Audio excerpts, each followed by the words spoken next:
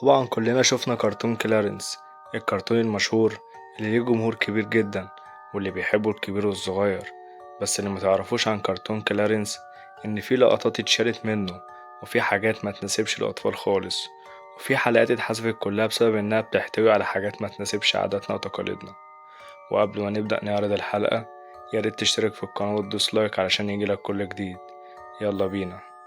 أول لقطة معانا كانت مع كلارنس وسومو في حمام السباحة، وبيظهر سومو زي ما انتوا شايفين.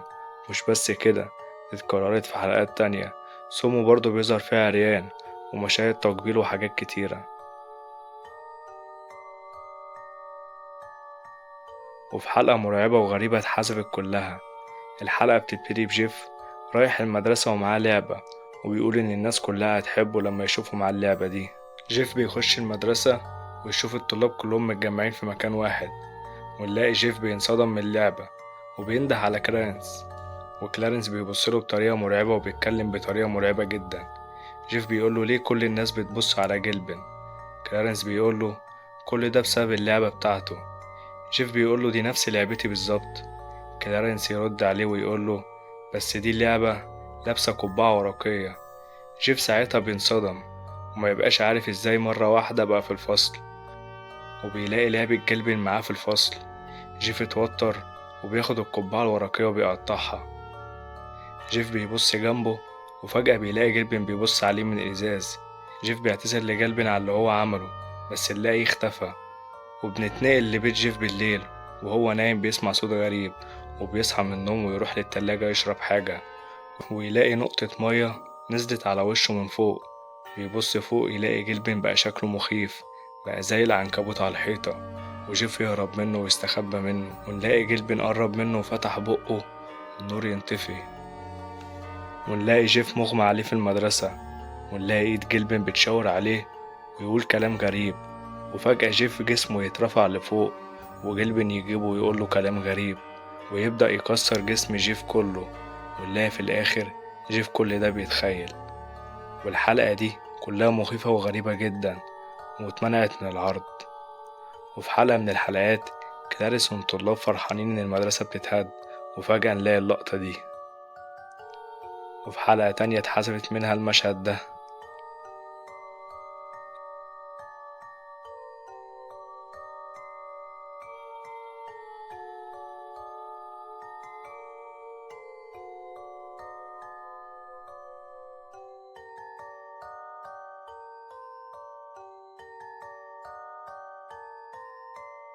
وفي حلقة الدمية بتاع كلارنس، جيلبن بيشد بنطلون كلارنس وكلارنس يضربه على وشه، واللقطة دي اتحذفت من الحلقة.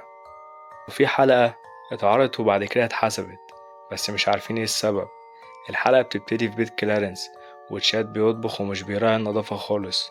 وهم قاعدين مع بعض يلاقي ماري بتلم حاجتها بسرعة والباب بيخبط، وبيفتح تشاد يلاقي عجوزة، وبتطلع أم ماري وبتحضن كلارنس وبتقوله إن هما وحشوها جدا، ويسلم عليها تشاد وبتتفجع منه، وبتقوله هو أنت داميان؟ شكلك اتغير.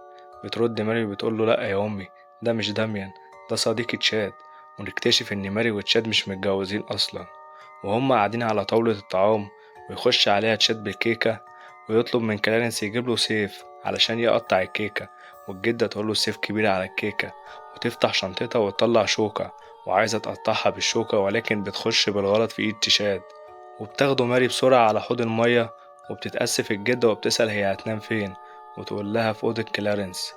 نلاقي الجدة بتضايق كلارنس في أوضته، وبياخد كلارنس حاجته بسرعة وينام مع تشاد وماري في أوضتهم، والجدة بتضايقهم وهم نايمين.